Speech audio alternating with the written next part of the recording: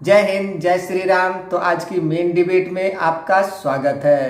दोस्तों, आपने लो IQ level की बहुत सारी वीडियो देखी होंगी, लेकिन ये यूट्यूब की दुनिया में ये लो आईक्यू की एक ऐसी वीडियो है जिसे आप देखकर बहुत ही ज़्यादा आनंद लेंगे, क्योंकि कन्हैया कुमार जहाँ भी जाते हैं पब्लिक द्वारा जो उनसे सवाल पूछे जाते हैं तो वो ऐसा जवाब देते हैं जिसका लो क्वालिटी, लो आईक्यू लेवल और उसका उस जवाब देते हुए उस सवाल का कोई मतलब बनता नहीं है।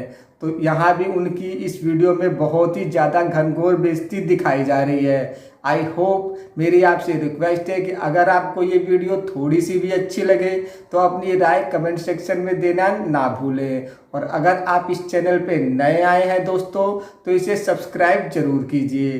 तो देर ना करते हुए वीडियो को अंत तक देखिएगा और मिलते हैं अगली नई वीडियो में। जय हिंद। कन्हैया पीटने वाला है, कन्हैया पीटेगा। पता नहीं बार कॉल कर रहा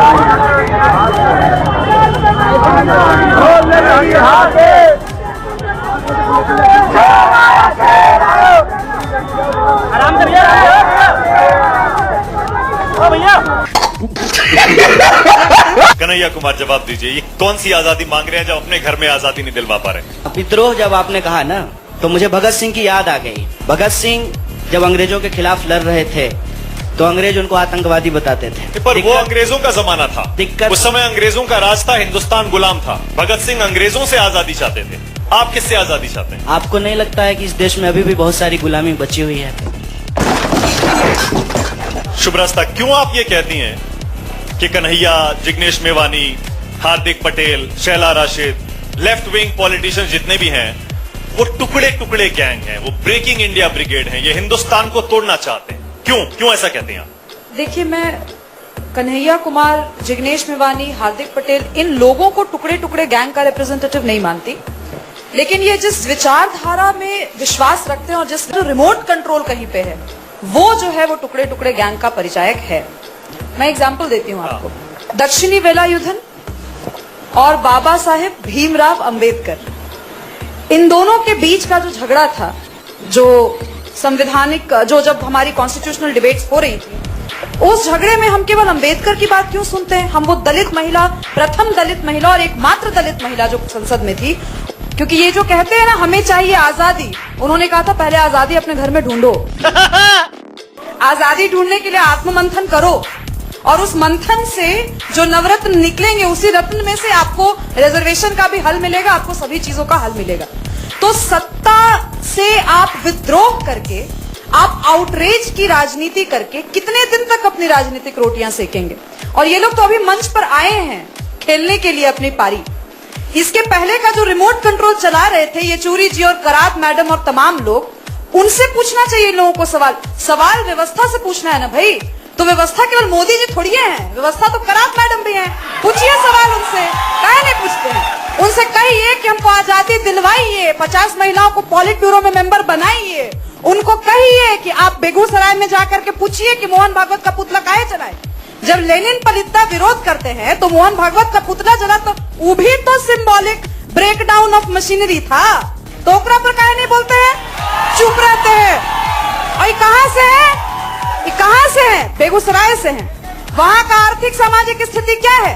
जेएनयू के विद्यार्थी हैं, टैक्स पेयर पे पल रहे हैं। लेकिन ये बताइए कि वनवासी कल्याण आश्रम जब जा करके वहां पर दलित बस्ती में काम करती है तो उन सारे स्वयं सेवकों के साथ क्यों अन्याय होता है बेगूसराय जिले में लाल सलाम वालों का? और ये लाल सलाम वाले क्यों नहीं जेएनयू से कहते हैं कि हम वहां की दलित महिलाओं को, हम वहां के दलित युवकों को, ये तो भूमिहार कास्ट से शायद बिलोंग करते हैं, कन्हैया जी अपर कास्ट से हैं, लेकिन इनके घर में इनके दलित भाइयों के साथ जब अन्याय होता है तो उनको फाइनेंशियल इंक्लूजन के लिए आज जेएनयू के वो तमाम लाल क्रांति विद्यार्थी ब्यौरा दें कि इन्होंने जनधन योजना के तहत कितनी महिलाओं को जोड़ा।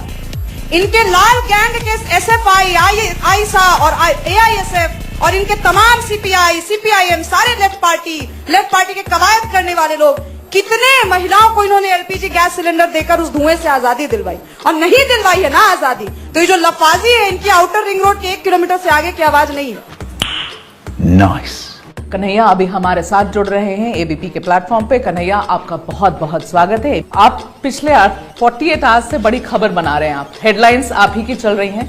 तो पहली खबर जो आपने बनाई है कल, उस पे ये सवाल आपसे प्रेस कॉन्फ्रेंस में पूछा गया था कि तवाहुर राना को लेकर आ रहे हैं भारत, लेकर आ चुके हैं एनआईए भारत लेकर। सुनिए ना सवाल तो सुनिए कन्हैया। और आपसे जब सवाल पूछा गया तो आपने पहले तो ऐसे दिखाया जैसे आपको सवाल नहीं सुनाई पड़ा, फिर आपने बड़ा सवाल नहीं सुनाई नहीं पड़ा, फिर आपने बहुत मॉकिंगली कहा कि मुझे लगा रहे 15 लाख मेरे अकाउंट में आ गए। तो देखिए, बीजेपी तो आप पर हमलावर है ही कन्हैया। वो कह रही है कांग्रेस का हाथ आतंकियों के साथ, ये देखो एग्जाम्पल। लेकिन मेरा सवाल कन्हैया ये है, बीजेपी हमारे ऊपर हमलावर है, ये बहुत अच्छी बात है, इसमें कोई दिक्कत नहीं है, क्योंकि हम बीजेपी के खिलाफ हैं। ठीक है, हम आरएसएस की सोच के खिलाफ हैं। तू है कौन रे?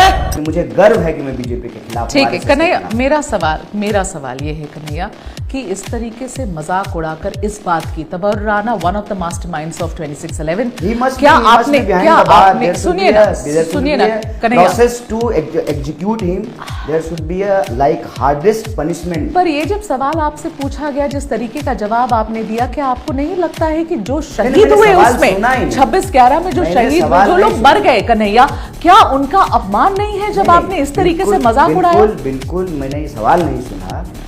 पर आपने ये सुना कि 15 लाख हमारे अकाउंट में आ रहे हैं। नहीं, मैं दूसरे सवालों का जवाब दे रहा हूं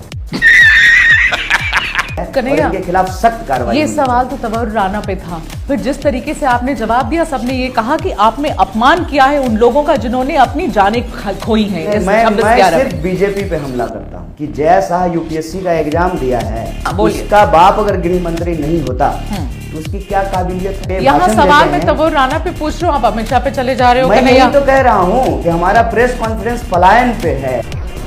बंद करो हाथ जोड़ के। हम तो जो है सरकार से नौकरी मांग रहे हैं, सरकार को कह रहे हैं कि पलायन रोकिए। सरकार हमारी बात सुनी नहीं, जब तक सरकार हमारी बात नहीं सुनेगी, हम लोगों की बात को सुनते रहेंगे और सरकार को अपनी बात सुनाते रहेंगे। यह प्रक्रिया सतत जारी रहेगी। आज आप पर भी, आपके वर्कर पर भी हुआ है, क्या कहेंगे? कोई बात नहीं, हम यही कहेंगे कि लाठी नहीं नौकरी दो। दोगले की औलाद, ये कौन सी फिल्म लाया है? इस बीच नारेबाजी मामले में आरोपी और इस वक्त जेल में बंद कन्हैया का एक और नया वीडियो सामने आया है। यह वीडियो पटियाला हाउस कोर्ट में कन्हैया की पेशी के दौरान का है। कन्हैया का कहना है कि पेशी के दौरान उससे मारपीट की गई।